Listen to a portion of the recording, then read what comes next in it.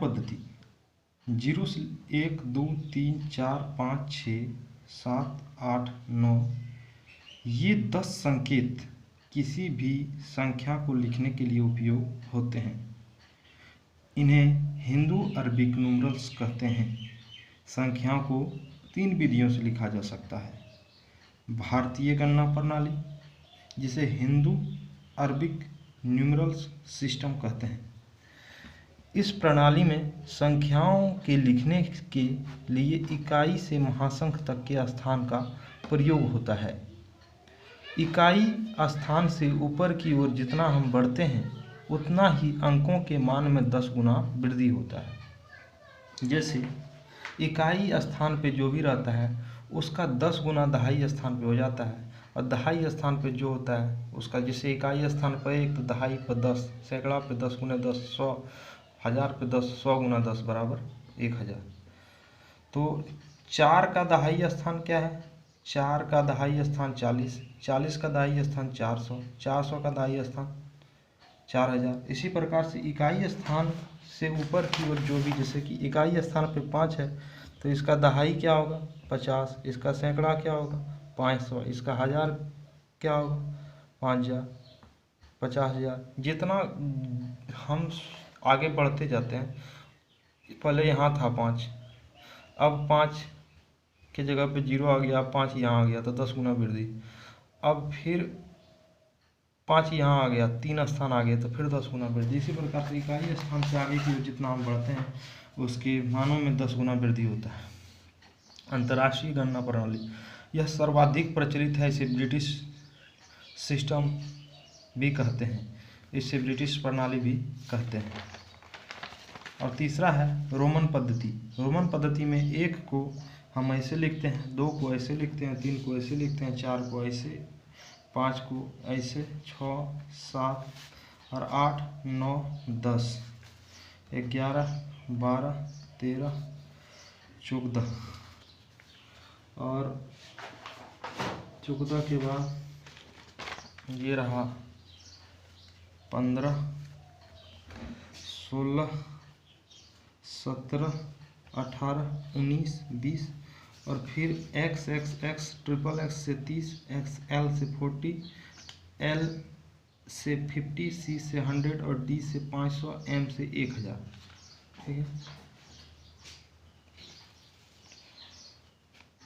C for century, C for 100। याद रखने का तरीका, D for दोस्त, दोस्त को 500 रुपया दिया तो D for दोस्त यानी 500 रुपया दिया दोस्त को। M for मेरा 1000, 1000 मेरा 1000 जबकि दोस्त को 500, दोस्त को 500 मेरा 1000, M for मेरा 1000।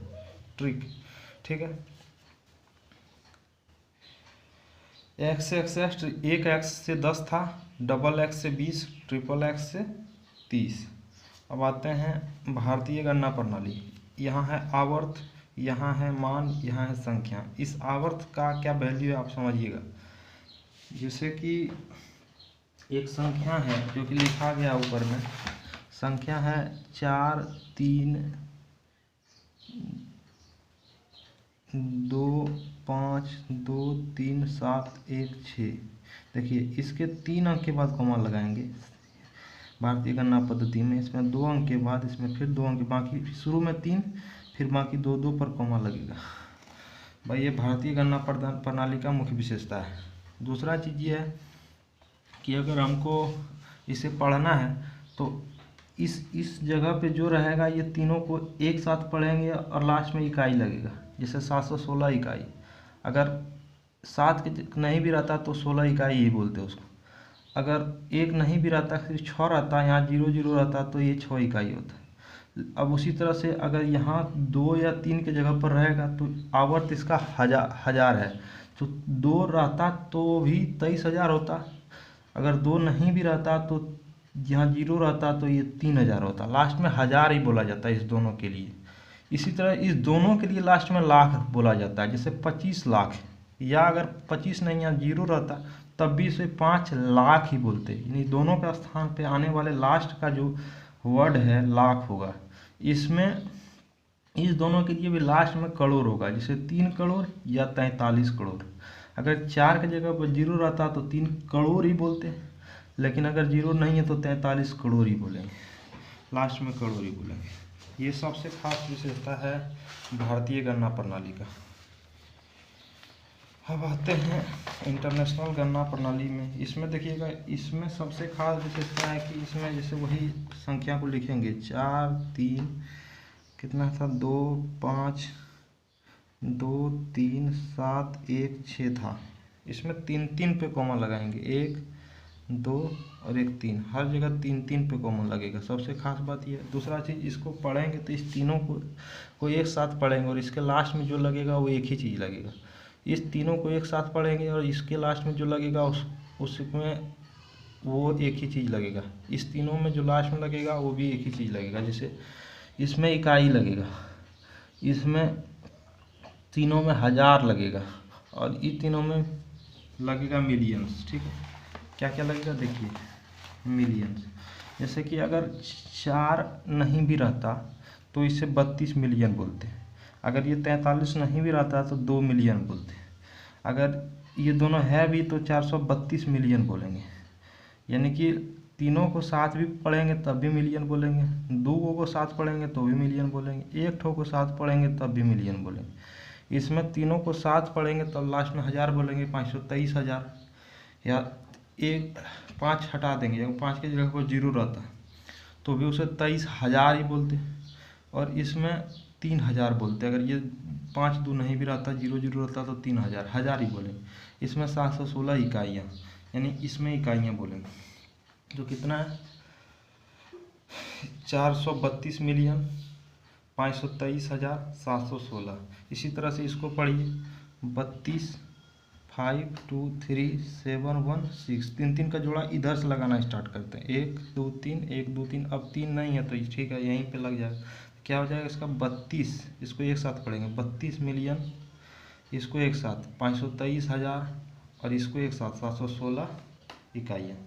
तो कितना है तो इसी तरह से अगर यहाँ 2 रहता, 5 रहता, 23 रहता, 716 रहता तो फिर 3 3 का ये लगा, 3 3 पे कॉमा, तो इसे बोलते 2 मिलियन 523,000 और 716 इकाइयाँ।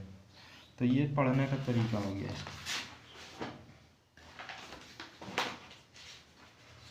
अब हम अगला टॉपिक पढ़ेंगे, वह है मेरा जातीय मान। जाति यानी उसका पर्सनल, उसका वह संख्या का मान किसी भी स्थान पर चला जाएगा तो वह नहीं बदलेगा। किसी संख्या का जातीय मान वह अंक है जो अपना मान चाहे वह किसी भी स्थान पर हो उसका अपना ही मान होता है। यानी कि अब अगर आप जिस जाति से हैं, आप इंडिया में भी हैं तब भी वही जाति से रहिएगा, अमेरिका भी जाइएगा तब भी वही जाति से रहिएगा, जहाँ भी जाइएगा। जैसे आप अपने घर में जिस जाति का है, मार्केट में जाइएगा तो उसी जाति का रहिएगा। कहने का मतलब एक रिलेट कर रहे हैं। जातीय मान मतलब जाति अलग अलग स्थान जाने पर जाति मान चेंज नहीं होता है, ये याद करने का तरीका था। जैसे इसमें 3 का जातीय मान पूछ रहा है, 3 का जातीय मान इसमें क्या होगा, 3 का जातीय मान 3 है। 6 का जातीय मान क्या है, 6 है। 5 का जातीय मान क्या है, 5 है। और 6 का जातीय मान क्या है, 6 है। उसी तरह से स्थानीय मान यानी प्लेस वैल्यू, यह स्थान के मान, स्थानीय मान यह स्थान पर निर्भर करेगा। जैसे कि जिस स्थान पर जाएंगे वहाँ उसका नया नाम आ जाएगा। जैसे कि किसी भी संख्या का किसी अंक का स्थानीय मान यह इंगित करता है कि वह इकाई, दहाई और सैकड़ा, हजार आदि के स्थान पर है। जैसे कि अगर 8 मेरा इकाई स्थान पर है तो 8 इकाई होगा, लेकिन 8 का स्थानीय मान इसमें हमारा 1 2 3 4 5 हजार 10,000 के स्थान पर है तो इसका स्थानीय मान का वैल्यू 80,000 हो जाएगा। तो 6 का स्थानीय मान का वैल्यू 6 गुना 1,000 के स्थान पर है तो 6 से 1,000 का गुना कर देंगे, यानी 6,000 हो जाएगा। 7 का स्थानीय मान उस स्थान पर मान, उसका वैल्यू अलग अलग स्थान पे जिसका वैल्यू चेंज हो जाए। जैसे कि चावल का जो वैल्यू आपके घर में है वही वैल्यू 5 स्टार होटल में उसका वैल्यू अलग हो जाता है। उसी तरह से अलग अलग स्थान पर जाने पर जिस चीज़ का वैल्यू चेंज होता है वही वैल्यू स्थानीय मान कहलाता है। जैसे चावल अगर आपके घर में 10 रुपये kg है तो वही चावल दिल्ली में 50 रुपये के जी है तो उसका स्थानीय मान वहाँ पे 50 रुपये हो जाएगा। उसी तरह से हम एक रिलेट करने की कोशिश कर रहे हैं। इस प्रकार से 4 है यहाँ इकाई स्थान पे, इसका स्थानीय मान तो 4 ही है, लेकिन जैसे ही ये 4 यहाँ आ जाएगा तो इसका स्थानीय मान 4 गुने 1000 यानी 1000 गुना बढ़ जाएगा। यानी स्थान के परिवर्तन से उसके स्थानीय मान के वैल्यू में परिवर्तन होता है। जबकि जातीय मान, जाति कभी बदलने वाली चीज़ नहीं है, जो कभी नहीं जाती, जाति जो कभी नहीं जाती। जातीय मान जो जहाँ है वैसा ही रहेगा, स्थानीय मान स्थान के अनुसार बदलेगा। ठीक है, अब अगला चीज़ हम पढ़ रहे हैं पूर्ववर्ती यानी परफिक्स। किसी भी संख्या में एक घटाने से प्राप्त संख्या दी गई संख्या का पूर्ववर्ती संख्या कहलाती है। पूर्ववर्ती संख्या। उत्तरवर्ती संख्या किसी भी संख्या में एक जोड़ने पर उसके बाद वाली संख्या को नेक्स्ट नंबर उसको बोलते हैं उत्तरवर्ती संख्या। ठीक है, परिवर्ती संख्या, पूर्ववर्ती संख्या किसी संख्या में एक घटाने पर, ये प्रीफिक्स नहीं है, किसी भी संख्या में एक घटाने पर जो संख्या प्राप्त होती है, जैसे 8 का पूर्ववर्ती संख्या यानी कि क्या है, तो 8 का पूर्ववर्ती संख्या 8 में एक घटाएंगे तो हो जाएगा 7 उसका पूर्ववर्ती संख्या है। उसी तरह से 8 का उत्तरवर्ती संख्या क्या है, 8 + 1 यानी 9 एक उत्तरवर्ती संख्या, एक जोड़ने पर संख्याएं। गणित का मूल आधार है संख्याएं। संख्याएं के बिना गणित हो सकता है क्या? गणित तो संख्या का ही खेल है। दार्शनिक प्रणाली में किसी भी संख्या को लिखने के लिए 10 अंक का उपयोग करते हैं, जिसे हिंदू न्यूमेरिक न्यूमरल्स भी कहते थे, हिंदू अरबिक न्यूमरल्स। तो इसे 0 1 2 3 7 से संकेताक्षर हैं, इससे दिखाते हैं, इसका प्रयोग करते हैं। ऐसे 10वीं प्रणाली भी करते हैं। प्राकृतिक संख्या क्या है? संख्या 1 2 3 4 जो गिनती की संख्या उसे प्राकृतिक संख्या कहते हैं। पूर्ण संख्या गिनती की संख्या में 0 सहित अगर हो, 0 सहित सभी प्राकृतिक संख्या क्या हो, पूर्ण संख्या कहलाती है। अगला चीज है हम लोगों का वो है भाज्य संख्या, कंपोजिट नंबर इसको बोलते हैं। भाज्य संख्या क्या है? एक से बड़ी प्राकृतिक संख्या जो स्वयं तथा एक के अतिरिक्त कम से कम एक और संख्या से विभाजित हो। जैसे स्वयं से तो कोई भी संख्या काटती है और एक से भी कोई भी संख्या काटती है, लेकिन उसके अलावा अगर किसी और से कट रही है तब भाज्य। जैसे 4 तो 4 से कटेगी प्लस 1 से भी कटेगी, लेकिन इसके अलावा यह 2 से भी कट रही है तो इसलिए यह भाज्य संख्या है। 3 6 में भी वही, 3 से भी कटेगा, 6 से भी कटेगा, 1 से 6 से तो कटेगा ही, 1 से तो कटेगा ही। इसी प्रकार से एक और संख्या से कटेगा, जिसे 2 से भी कट जाएगा और 3 से भी कट जाएगा। तो इसका मतलब यह भाज्य संख्या किसी और संख्या से भी कट जाती है। अभाज्य मतलब ऐसी संख्या जो एक और स्वयं से विभाजित, जैसे 11, जैसे 11 13 17 किसी से कटता है क्या? 19 किसी से कटता है आदि। तो उसी प्रकार से वैसी संख्या जो स्वयं से कटे या सिर्फ एक से कटे। तो 11 सिर्फ एक से कटता है या तो एक से कटता है, 13 भी एक से कटता है या स्वयं से कटता है, 17 भी एक से या स्वयं से, 19 भी स्वयं। तो सम संख्या क्या? 19 भी एक से या स्वयं से।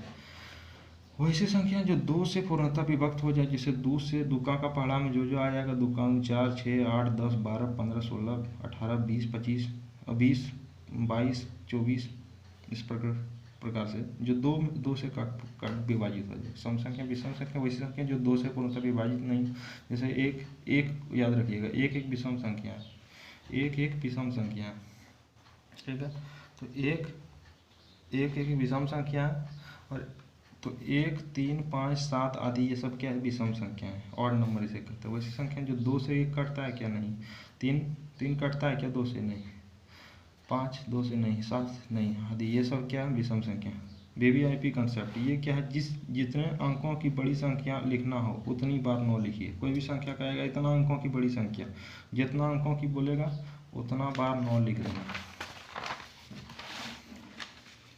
कहता जितने अंकों की छोटी संख्या लिखनी हो तो सबसे 1 के दाईं ओर उतने से 1 कम 0 लिख देते हैं। जैसे कहेगा 4 अंकों की छोटी संख्या लिखिए तो सबसे पहले 1 लिखिएगा। क्या लिखिएगा? 1। और जितने अंकों की बोलेगी उससे 1 कम शून्य उसके दाईं ओर लिखिएगा। दायां मतलब इधर, दाईं ओर। जैसे 4 अंकों की सबसे छोटी संख्या तो सबसे पहले 1 लिखेंगे, एक तो रहेगा ही सबसे छोटी संख्या। अब कितना शून्य देंगे, 4 अंकों का बोला इसलिए 3 शून्य देंगे, जबकि 9 वाला में बड़ी संख्या में 4 को दिए तो 4 अंकों की बड़ी संख्या तो 4 तो 9 9 9 9 9 दे देंगे।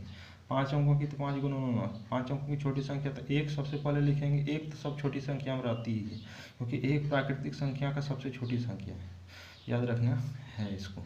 संख्या का योगफल से संबंधित प्रमुख सूत्र। प्रथम n प्राकृतिक संख्या का योगफल कैसे निकालते हैं, जैसे उसका फार्मूला होता है n इंटू n प्लस 1/2, जहाँ n क्या है, n है हमारा नंबर। प्रथम n लगातार प्राकृतिक संख्या, प्रथम n प्राकृतिक, n क्या है, नंबर है, यानी कि कितना नंबर है। जैसे कि एक एग्जांपल हम बता रहे हैं, जैसे 5 प्राकृतिक संख्या का, प्रथम 5 प्राकृतिक संख्या का योग, तो क्या क्या होगा, 1 2 3 4 5। तो इसको जोड़िएगा कैसे, प्रथम 5 प्राकृतिक संख्या का योगफल निकालना है तो इसको जोड़ने का, 2 1 3 3 3 6 4 10 10 5 15, तो कितना हो जाएगा 15। लेकिन फार्मूला से निकालना है तो कितना है, प्रथम 5, तो 5 n की जगह पर 5 हो जाएगा, 5 + 1 6/2। n इंटू n कितना संख्या है, 1 2 3 4 5, इसलिए n की जगह पर 5 इंटू 5 + 1/2 बराबर 5 × 6/2 बराबर 2 3 बराबर 15। तो ये भी 15 आया। ऐसे डायरेक्ट जोड़ने पर, फार्मूला से जोड़े तो भी 15 आया। क्या प्रथम 9 प्राकृतिक संख्या, प्रथम 9 प्राकृतिक संख्या का योगफल कैसे निकालना, तो n की जगह पर इस बार क्या हो जाएगा, n बराबर 9, जितना संख्या है वो हो जाएगा नंबर। तो 9 n की जगह पर 9 इंटू 9 + 1 इंटू बटे 2, तो क्या हो जाएगा 9 × 10/2 कितना हो जाएगा 45। और डायरेक्ट भी जोड़िएगा तो 45 आएगा। ये देख लेते हैं, 1 + 2 + 3 + 4 + 5 + 6 + 7 + 8 + 9, ये प्रथम 9 है, जोड़िए 2 1 3 3 3 6 6 4 10 5 15 15 6 21 21 8 7 28 28 8 36 36 8 9 45। तो इसका भी 45 आएगा, तो फार्मूला से भी कितना आएगा 45। से प्रथम n विषम संख्या का योगफल, सम संख्या का योगफल, ये तो प्राकृतिक संख्या होगा। सम संख्या में क्या होगा, सेम n इंटू n + 1/2 नहीं, यहाँ बल्कि 2 नहीं रहेगा, सिर्फ n इंटू n + 1 रहेगा। जैसे कि इसका एग्जाम्पल ले लेते हैं, जैसे प्रथम 5 सम संख्या बोलेगा, प्रथम 5 बोलेगा, 5 सम संख्या, प्रथम 5 लगातार होना चाहिए, याद रखिएगा, प्रथम 5, तो क्या होगा 2 4 6 8 10, प्रथम 5 है, लगातार है सब, ये नहीं कि एगो यहाँ वाला एगो वहाँ वाला, ऐसा नहीं, तो उसमें अलग हो जाएगा। इसमें प्रथम 5 है तो क्या फार्मूला होगा, 5 की जगह पर 5 लिख देंगे, n की जगह पर 5 इंटू 5 + 1 हो गया, 5 1 6 5 30 हो जाएगा। देखिए 6 6 12 6 6 6 12 12 8 20 और 10 30, जाड़ी जोड़िएगा 30, फार्मूला जोड़िएगा 30। प्रथम 8 बोलेगा तो 8 इंटू 8 + 1 बराबर 9 × 8 8 9 72 आएगा। जोड़ के देख लीजिएगा, प्रथम 8 कौन कौन हो जाएगा, 2 4 6 8 10 12 14, कितना हो गया 4 और 1 16, ये प्रथम 8। इसी तरह से प्रथम n विषम संख्या का योग, तो इसका विषम संख्या में होता है n²। विषम संख्या क्या क्या है, 1 प्रथम 3 5 7, प्रथम n बोल रहा है तो कितना 4 है, तो 4 का स्क्वायर बराबर 16 ही होगा। देख लीजिए 3 4 4 और 5 9 9 और 7 16, देखिए 16 डायरेक्ट जोड़ने पर ऐसे ही। प्रथम 5 बोलेगा तो 5 स्क्वायर, सबसे आसान यही वाला है, विषम संख्या 5 25 हो जाएगा। तो प्रथम 5 विषम संख्या 1 3 5 7 9, ठीक है, 2 से नहीं कट रहा है, तो विषम संख्या। अब है सहअभाज्य संख्या, दो संख्या एक के अतिरिक्त यदि कोई और उभयनिष्ठ गुणनखंड ना हो, जिसका HCF महत्तम समवर्धक 1 हो तो उसे क्या कहते हैं, सहअभाज्य संख्या। दो संख्या को सहअभाज्य संख्या बोलेंगे तब जब उसमें एक के अतिरिक्त कोई उभयनिष्ठ गुणनखंड नहीं है। गुणनखंड मतलब क्या होता है, पहले ही समझिए। जैसे 9 का गुणनखंड लिखिए तो 9 का गुणनखंड हो जाएगा 3 गुने 3, यानी गुणनखंड। गुना इस ये है गुणनफल और ये खंड, यानी खंड खंड में बांट दिए, गुना के खंड में बांट दिए तो बन गया गुणनखंड। तो एक गुणनखंड ये, दूसरा गुणनखंड ये, और ये हो जाएगा गुणनफल। ठीक है, तो ये हो गया गुणनफल। जैसे 10 को लिख सकते हैं गुणनखंड के रूप में 5 गुने 2। 10 का 2 गुणनखंड कौन कौन है, 5 और 2। ऐसा नहीं है 2 ही गुणनखंड किसी संख्या का होता है, 1 20 का गुणनखंड है। जैसे 20 का कितना गुणनखंड लिखिएगा, आप कहेगा 20 का गुणनखंड लिखिए तो 10 गुने 2 भी लिख सकते हैं, 5 गुने 4 भी लिख सकते हैं, 3 गुने 2 गुने 2 4 गुने 5 भी लिख सकते हैं। यानी गुणनखंड ये भी गुणनखंड है, ये भी गुणनखंड, इसमें एक और लिख देंगे ये भी गुणनखंड है। लेकिन हमको क्या देखना है कि दो संख्या का अगर उभयनिष्ठ गुणनखंड, उभयनिष्ठ मतलब कॉमन, अगर एक के अतिरिक्त कोई और नहीं हो। जैसे इस दोनों में उभयनिष्ठ गुणनखंड क्या क्या है, तो 5 है। 5 इसमें भी 10 में भी आता है, 20 में भी आता है, तो 20 में भी 5 और 10 में भी 5 उभयनिष्ठ गुणनखंड है, 2 भी उभयनिष्ठ गुणनखंड। तो ये अभाज्य संख्या, ये दोनों 10 और 20 बोलेगा सहअभाज्य संख्या है क्या, तो कहिएगा नहीं। क्यों, क्योंकि एक के अतिरिक्त और उभयनिष्ठ गुणनखंड कॉमन गुणनखंड है। लेकिन कहेगा 7 और 9, तो 7 को तोड़िए, कैसे तोड़ सकते हैं, 7 गुने 1, 9 को 3 गुने 3, और तोड़ सकते हैं क्या, चलिए 1 लिख देते हैं इसमें भी। तो सिर्फ एक ही तो है एक उभयनिष्ठ गुणनखंड दोनों में, इसके अलावा कोई है क्या, नहीं है। तो इसलिए 7 और 9 क्या हो जाएगा, सहअभाज्य संख्या होगा। दूसरा चीज़ है इसका महत्तम 1 होना चाहिए। ऐसे चेक कर सकते हैं, या दोनों का महत्तम निकालिएगा, जब उभयनिष्ठ गुणनखंड नहीं रहेगा तो उसका महत्तम 1 आएगा। जैसे 7 और 9 का महत्तम निकालिए, 7 का 7 आया 2, फिर उतारा 7, 2 तिया 6, फिर उतारा 1, उतरा 2 से भाग दिए 2, कट गया। तो महत्तम कितना आ गया, 1।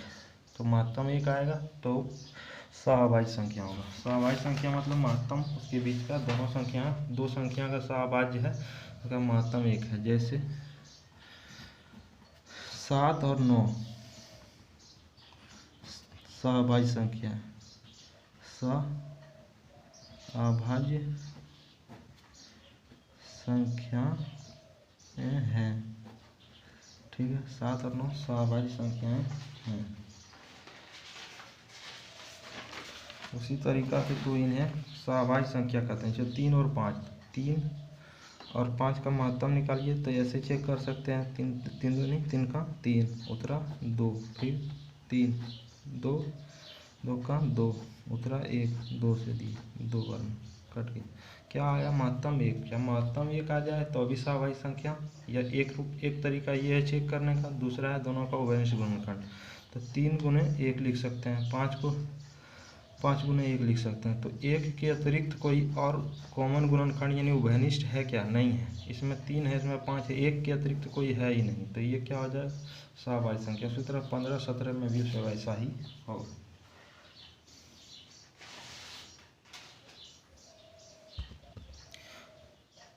ये था हम लोगों का चैप्टर 1 नवोदय विद्यालय का संख्याएं। अगला चैप्टर में हम लोग पढ़ेंगे पूर्ण संख्याओं पर आधारभूत संक्रियाएं। ठीक है, तो अगर आपको ये वीडियो अच्छा लगा तो उसे लाइक करें, शेयर करें और अपने दोस्तों के साथ सब्सक्राइब करें, दोस्तों के साथ शेयर करें और इस चैनल को सब्सक्राइब करें।